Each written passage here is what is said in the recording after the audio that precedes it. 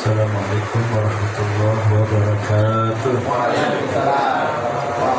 Alhamdulillah. Alhamdulillah. Binikmatihi tatimmu shalihat wa bidzikrihi tatanazzalu rahmat. Allahumma shalli wa sallim ala sayyidina Muhammadin sadatul qadat wa ala alihi wa ashabihi nujumul anbiya. Allahumma shalli wa sallim ala sayyidina Muhammad wa ala alihi wa sahbihi ajma'in. Amma ba'd. Muhtaramun, para asatidz, para ustaz, Alhamdulillah ada Ustaz Ahmad, Ustaz Dulu, Ustaz Dede, Ustaz Sebal, dan juga terutama sahibul hajah mewakili dari Bapak pada tuan rumah, Bapak Anda Andri, serta keluarga besar beliau, dan juga segenap anggota majlis Hadatul Qulub yang dimuliakan oleh Allah SWT, para hadirin yang dimuliakan oleh Allah Ta'ala. Mudah-mudahan perkumpulan kita pada malam hari ini senantiasa diberikan rahmat oleh Allah, dipandang oleh Allah dengan kasih sayangnya, dan mudah-mudahan Allah berikan ridhonya kepada kita. Amin ya rabbal alamin. Hadirin, hadirat mustami'in yang dimuliakan oleh Allah Subhanahu wa taala. Alhamdulillah, kita bersyukur kepada Allah Ta'ala kembali pada malam hari ini kita berkumpul guna untuk berzikir, guna untuk membaca Yasin, membaca khatam Al-Quran dan lain sebagainya sebagai rutinitas kita, dan apa yang di rutinitas itu akan jadi kebaikan. Allah SWT cinta, Allah SWT ridho, senang kepada orang yang senantiasa berbuat, beramal, rutin, continue. Inilah yang kita harapkan. Makanya jangan beramal yang anak-anak ayam. Sekali beramal 10 rakaat, habis itu tidak sholat lagi. Sekali ngaji 3 juz, habis itu setahun tidak ngaji lagi. Jadi khairul amal madal madalla waqal. Amal yang terbaik yang sedikit tapi dawam. Waqalla wadam. Dan amal yang buruk sekali beramal tinggal hilang. Kemudian anak-anak. Karena itu kita mengadakan rutinitas kita beramal pada malam hari ini di rumah kediaman Bapak Haji Muhammad Al-Mutin, yang beliau sudah meninggalkan kita, sudah meninggalkan anak-anak cucunya. Alhamdulillah, anak cucunya senantiasa ingat kepada orang tuanya, mendoakannya, berbuat zikir pada di rumahnya, dan seterusnya insyaallah sampai akhir kiamat insyaallah nantiasa mendoakan orang tuanya. Dan mudah-mudahan kita pun dapatkan anak-anak yang soleh yang senantiasa mendoakan kita semua insyaallah. Amin ya rabbal alamin. Alhamdulillah, pada malam hari ini kita sedikit berzikir, walaupun sedikit hitungannya kita capek itu sedikit kita banyak perasaan kita, tapi sedikit tidak ada apa-apanya. Orang-orang yang ahli ibadah, ahli zikir, apalagi dibandingkan mereka para malaikat, tidak ada apa-apanya. Kita hanya baca setengah jam, mereka setiap jam. Mereka hanya baca dari maghrib sampai isya. Kalau mereka 5 waktu tidak pernah lepas zikir, lepas ibadah. Kita banyaklah makan daripada ibadah, banyaklah minum daripada kita berzikir. Karena itu kita ambil keberkahan, mudah-mudahan kita selalu diberikan taufik hidayah sehingga kita selalu dapat beribadah dan berzikir kepada Allah Subhanahu wa taala. Amin ya rabbal alamin. Makanya jangan malas-malas kalau diajak untuk berzikir pada malam Jumatnya, pada malam Seninnya, malam Rabunya di markas itu. Jangan nak nunggu banyak pokoknya baru datang. Ada undangan baru datang. Kalau bisa kita yang harus berlomba-lomba untuk menjadikan diri kita baik. Kita harus paksakan diri kita untuk berzikir, paksakan diri kita untuk ibadah. Karena nafsu ini tahunya nak lemak tu lah. Kalau makan, lupa datang, jalan. Kalau untuk ibadah, mikir 3 kali. Akhirnya sudah terpaksa tadi, baru ngerasa nikmat. Itulah seperti bayi yang kalau tidak dipaksa sampai besar dia nak nyusu terus. Begitu juga hawa nafsu kita, Kalau kita tidak paksa tinggalkan maksiat, paksa untuk ibadah, kita tidak ibadah. Paksa untuk berzikir, tidak akan zikir. Apalagi yang tidak gaul, tambah tidak tahu rotib hadat. Ya, tambah tidak tahu amalan-amalan para soleh. Alhamdulillah kita pada saat ini kita telah beberapa hari yang lalu ya kita telah merasakan nikmatnya hari Tarwiyah 8 Dzulhijjah, kemudian hari Arafah 9 Dzulhijjah, dan kemudian hari raya Idul Adha ya, yang motong kambing, yang motong sapi, luar biasa nikmatnya, dan merasakan dan mendapatkan pahala daripada puasanya tadi, menyembelih hewan tadi ya. Dan tahu kita keutamaannya tidak bisa terhitung ya. Mudah-mudahan kita insyaallah tidak lepas ya, tidak kita meninggalkan dunia ini kecuali kita sudah merasakan kenikmatan ibadah itu, melaksanakan ibadah haji insyaallah, melaksanakan kurban insyaallah, kambing ataupun sapi atau lagi unta, alhamdulillah. Kalau pula ada unta ya, terpaksa kita diarah membeli unta ya. Jadi alhamdulillah, mudah-mudahan kita dapat merasakan itu ya, kenikmatan demi kenikmatan ya, kalau kita mengetahui dan kita mengamalkannya. Dan sampai pada hari ini ya, kita telah barusan juga melepas hari tasyrik ya, tanggal 11, 12, 13 Dzulhijjah yang kemarin sudah dikirim di grup juga, adalah hari-hari kita makan dan minum kata Nabi, tidak boleh puasa pada hari itu. Ya, kita disuruh untuk banyak untuk berzikir dan kita untuk bersantai beserta keluarga, menikmati hari libur ya. Jemaah haji masih ada di Mekah. Nah, sabar-sabar kita nunggu mereka, sabar-sabar kita nak melaksanakan kesibukan yang lain ya. Walaupun pegawai negeri PNS sudah masuk, tidak ada pegawai sudah. Nah, kita yang PNS nih pagi nunggu sore ini ya tidak ada. Jadi terus kata Nabi, ibadah zikir ada waktu masa-masa kita sekitar. Alhamdulillah pada malam hari ini kita kembali aktivitas kita, mulai Jumat kemarin sudah kita mulai aktivitas sudah kita. Alhamdulillah di malam yang cerah ini, walaupun siang tadi lumayan panas ya, berkeringat ya lagi. Caknya tidak ada yang beruntuk tadi. Beruntuk kalau panas ya lah. Kecuali yang di rumah baik, rumahnya ada AC, rumahnya banyak kipas, tidak terasa. Tapi yang di luar tadi, masya Allah, ya. Mudah-mudahan Allah balas yang sibuk bekerja untuk mencari nafkah keluarga, Allah balas dengan pahala insya Allah.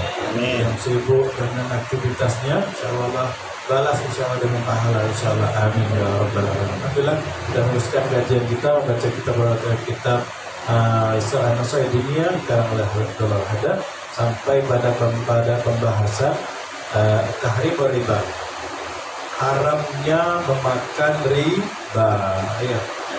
Apa itu riba? Riba yaitu amalan atau perbuatan yang dilarang oleh Allah Subhanahu wa taala ya, atau secara bahasa kita riba riba bunga, bukan bunga mawar ya. Bunga yang diambil misalkan dari lebih dari bank, bunga yang kita sengaja kita bedakan itu mengharapkan lebih dari perdagangan kita yang kita janjinya tidak janjinya tidak segitu tapi kita lebih. Nah, ini bisa menjadi bunga janjinya 500, lalu kalau kita lambat sehari 550, nah lambat 2 hari 600, nah ini namanya bunga lebih daripada itu, namanya bunga riba. Yang jelasnya adalah seperti para rentenir itu ya, yang minjem 100 balik 120, 11 saya tidak tahu pun. Iya, yang pakai kopelan itu ya. Ini riba. Ini yang hukumnya dosa besar dikatakan oleh ulama. Bahwasanya riba ini adalah perbuatan yang paling buruk. Dosa udah besar, dosa paling buruk lagi. Nah, jadi sangat tidak disukai oleh Allah dan sangat dimurkai oleh Allah Subhanahu wa taala. yang jelas ya Allah Subhanahu wa taala menyatakan langsung dalam surah Al-Baqarah, ya ayyuhalladzina amanu, hai orang-orang yang beriman, ittaqullah, bertakwalah kalian kepada Allah, wa daru ma baqiya min riba, jauhi dan tinggalkan daripada makan riba. Kuntum mu'minin, kalau kalian betul-betul orang yang beriman. Ya, jangan iman. Iman ini kadang-kadang melayang. Ya, iman imunnya kuat, imunnya hebat, imannya terbang. Nah, ini kata Alhamdulillah. Wa in lam taf'alu, kalau kalian tidak kuat iman masih melakukannya itu, fa'danu biharbi minallahi wa rasulih, maka kata Allah kalian akan berarti berperang dengan Allah dan Rasulnya. Nah, ini ayat ini ya kata sahabat Nabi Abdullah bin Umar, dia mengatakan, Allah mengatakan kalian berarti kalian berperang kepada Allah dan Rasulnya, nanti di hari kiamat nanti disuruh oleh malaikat itu ambil perang, ambil pedang, ambil panah, peranglah sama Allah. Di saat itu lagi takutan disuruh berperang dengan Allah, tambah dan bergerak ya ibaratnya ya, melawan Algojo, melawan orang yang senjatanya lebih besar, lebih kuat sekali, tembak hancur lebur gitu. Lawanlah kalian Allah. Ini arti daripada kata Allah, kalau kalian tidak mau masih melakukan riba itu, konsumsi riba, mengambil riba, maka kalian akan berperang kepada Allah dan Rasulnya berarti. Nah, jadi kita jangan sekali-kali melakukan, mengambil transaksi hal yang riba. Riba itu ya sedikit seperti kita negosiasi, seperti kita berdagang, tapi beda. Tadi sama kan, pinjam sekian, balik lebih, ya. Kemudian pakai ancaman-ancaman lagi, jual-jual ini apa itu namanya? Debt collector itu. Iya, ini pengalaman kalau itu menjadi debt collector apa dikejar debt collector? Ini yang pakai debt collector itu ini adalah riba. Ya. Jadi kata Rasulullah SAW bahwasanya ini makan riba ini yaitu ada ancamannya 73 pintu mereka akan merasakannya. Dan ancaman yang paling ringan adalah seperti seseorang menggauli ibunya. Dan suatu yang mengerikan, tidak ada yang kita berani, tidak ada yang kita melakukannya. Tadi menggauli ibu itu ancaman paling kecil, paling ringan. Ada lagi kata Nabi, dia mengatakan oleh Ibnu Taimiyah bahwasanya orang yang memakan 1 dirham, 1 rupiah daripada riba itu, maka sama seperti dia berzina 36 kali. Itu baru. Jadi ngeri, betul-betul ngeri. Ya, orang yang konsumsi riba. Ya, tadi sudah diancam. Jadi Allah langsung yang mengancam, Allah langsung yang memerangi, berperang berarti sama Allah. Karena kita ini ya tadi kuala imun daripada dia bersalah badan daripada iman kita berkata sibuk sepakat. Iya. Maka kita lebih baik besarkan iman daripada seimun bahasa badan tadi. Karena hal ini adalah iman yang kuat akan dekat dengan Allah, akan dicintai oleh Allah Subhanahu wa taala. Ya, belum lagi mereka para ulama itu mereka mengatakan banyak cerita-cerita mereka itu, ulama mengatakan di antaranya Imam Al-Qurtubi, Imam Qurtubi beliau mengatakan datang seseorang pada Imam Malik bin Anas. Imam Malik bin Anas Imam mazhab ya, seperti Imam Syafi'i ya, Imam Rafi, Imam Nawawi ya, Imam mazhab yang lainnya. Ini datang seseorang yang orang-orang awam datang kepada beliau bertanya, wah Imam, siapa aku ini kelakar-kelakar bentak tadi, sama kawan aku ini, yang mana kalau dia orang itu mengatakan, aku ini kalau ada dosa yang lebih besar daripada minum khamr atau minum bir ataupun sekarang ini inek itu, obat-obat sabu itu, kalau ada yang lebih besar lagi, aku curi ke bini aku, ada lagi katanya.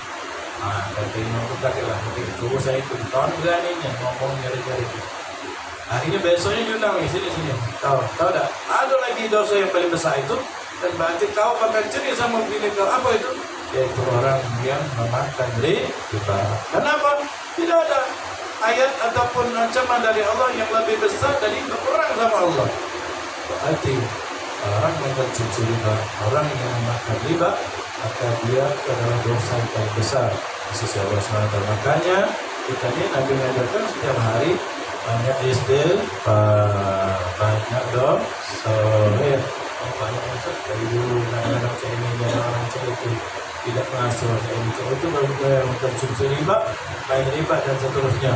Karena kita kan ada yang rumah, ya, dengan bunga-bunganya, ada yang motor, banyak lain motor dengan bunga-bunganya, maka itu adalah dosa-dosa yang harus kita istighfarkan, ya. Makanya akad-akad itu yang kita akad bunga, akad itu bendole, nah bendole lah yang masalah bunga-bungaan, ya, dan itu tidak boleh. Dan juga banyak lagi, banyak ancaman-ancaman dan cerita-cerita daripada mereka para ulama tentang orang-orang yang memakan riba. Ya. Dan juga dikatakan bahwasanya hal-hal yang berkaitan dengan mengkonsumsi riba, mereka-mereka yang bergaul dengan riba, mereka mendapatkan ancaman itu akilur riba, orang yang memakan riba, mu'akilahu, dan orang yang mewakilkannya, yang jadi wakil, wasyahidahu, orang yang mensaksikannya, wakatibahu, dan orang yang menulisnya, transaksinya. Ini juga semuanya adalah orang-orang yang mendapatkan ancaman daripada riba. Makanya harus kita istighfar, yaitu jangan kita nak lemah-lemah lain. Ya. Dan juga Nabi Muhammad SAW juga mengancam bahwasanya orang yang mengkonsumsi riba, bergelut dengan riba, maka hisab ilmu biqat, mereka berada pada 7 posisi yang tidak baik. Siapa mereka itu yang mendapatkan 7 posisi yang tidak baik? Itu al-isyrabillah, dan orang yang menyekutukan Allah, yang sama seperti itu, yang sama seperti mengkonsumsi atau memakan riba, aqdri nafsil lati haram, dan orang yang membunuh diri, yang membunuh orang, ya. Ini dosa-dosanya yang termasuk dosa orang yang mengkonsumsi riba.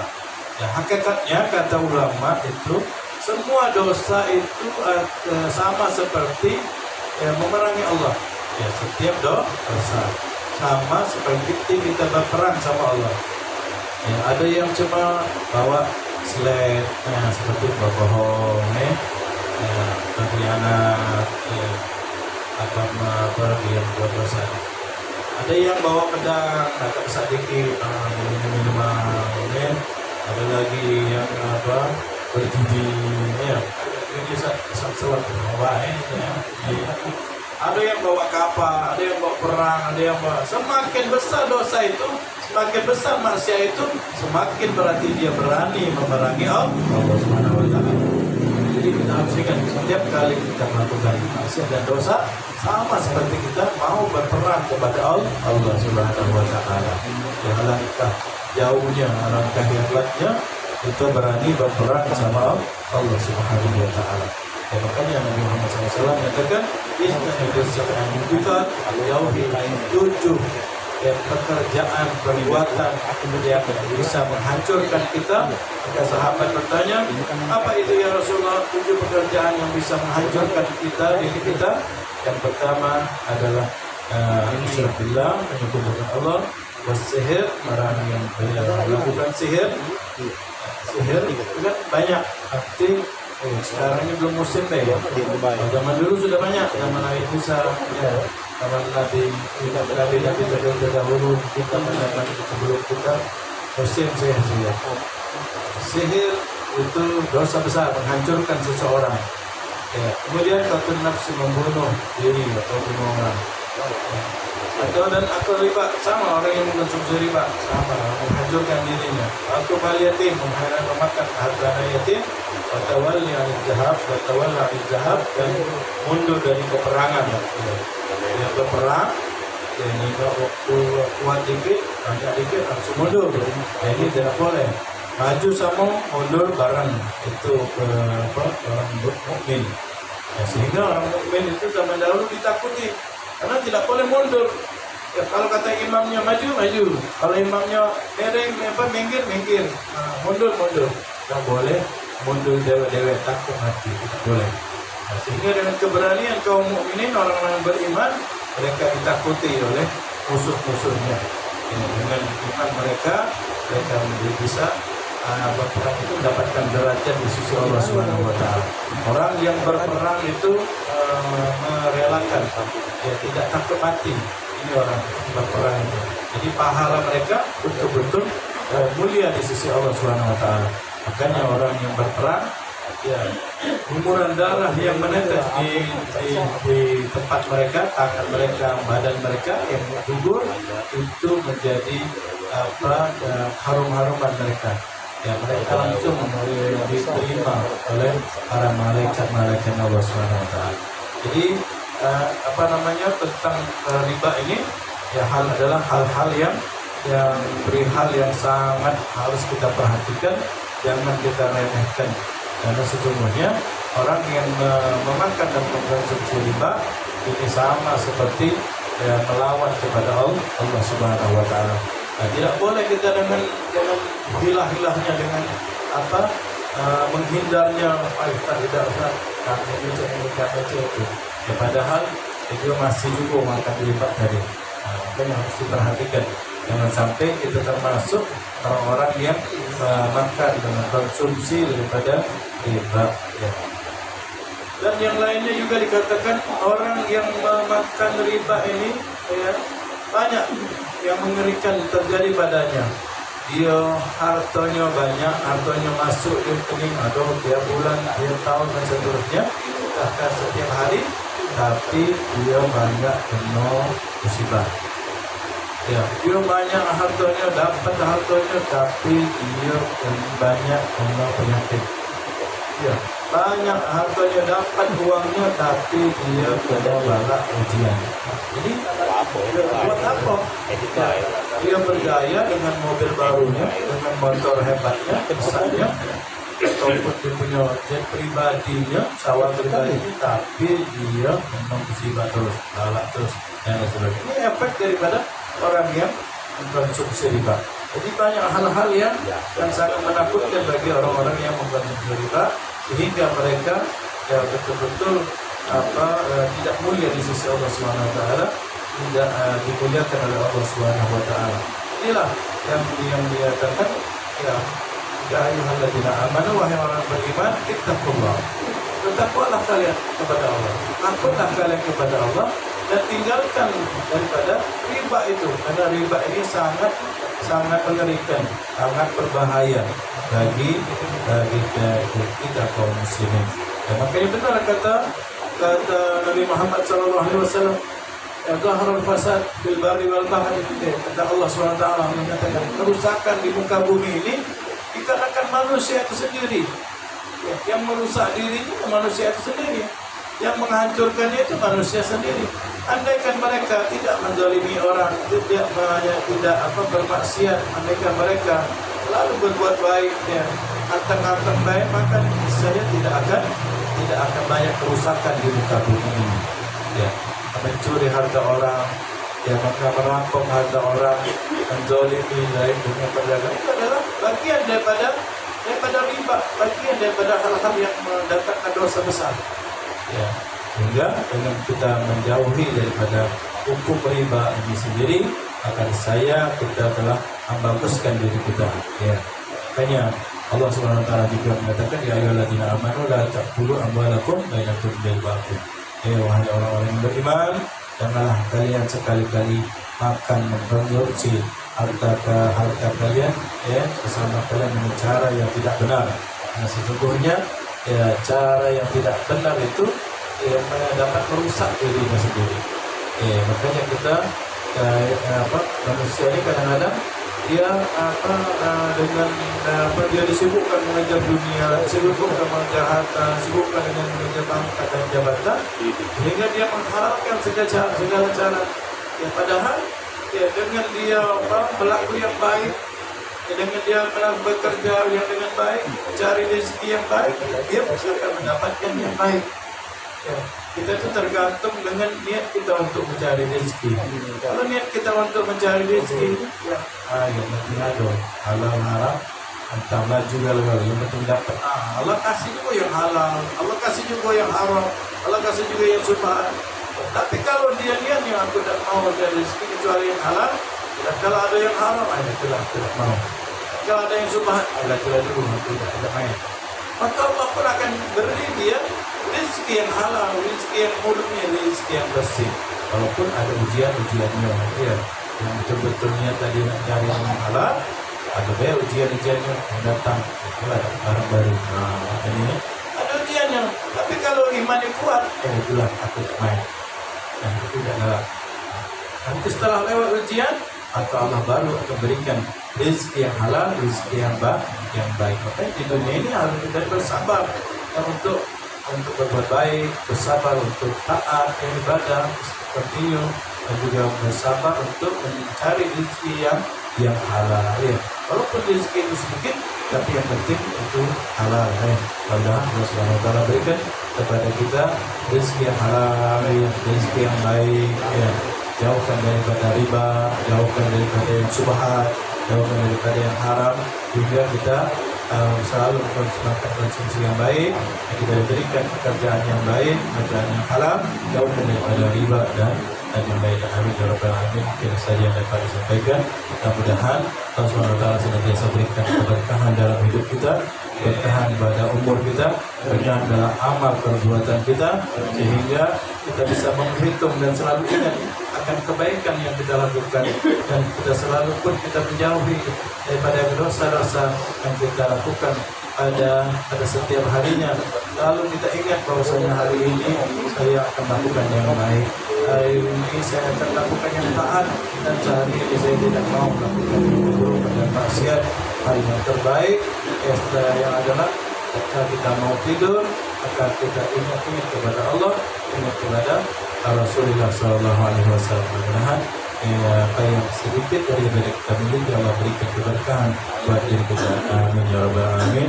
Assalamualaikum warahmatullahi wabarakatuh. Waalaikumsalam.